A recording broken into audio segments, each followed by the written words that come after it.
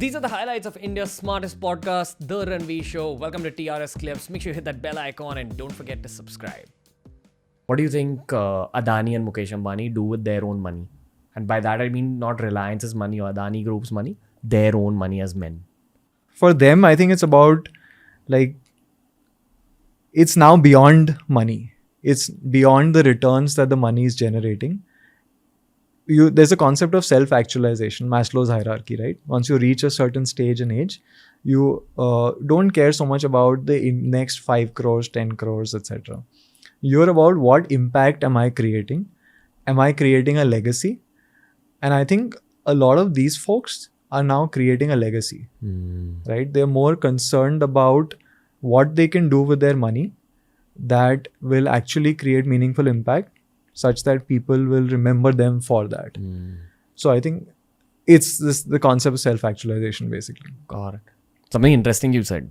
I actually had Sadhguru on the show recently. Yeah. And Sadhguru has this ability to kind of, I mean, at the end of the day, he's an old, wise, evolved man. I asked him advice for myself.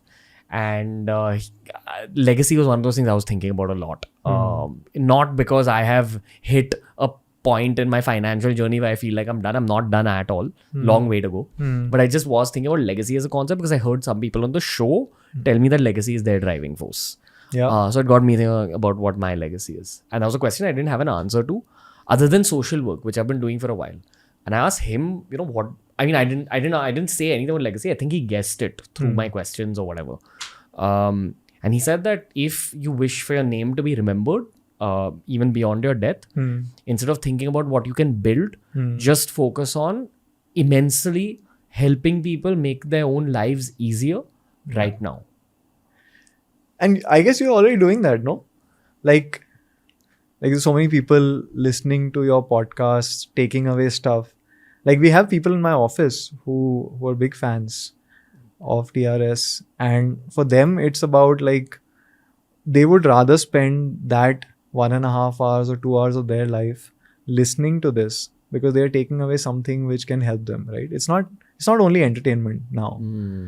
I'm aware of the fact that I know my content is deep, I know it's evergreen, etc., etc. Yeah. I'm always asking myself, okay, what next? In terms of, I really want to get into people's houses and help them. Yeah. So I have this one dream of through what do I want to do specifically in social work. Definitely want to help orphans, want to help old people, and want to help stray animals. Why can't I create places in and around big metros which combine all three in one location and to make it mutually beneficial? You know, the interesting thing with even this or social work or philanthropy in general is that even when you're talking about this with your investment manager, wealth manager, this has to be it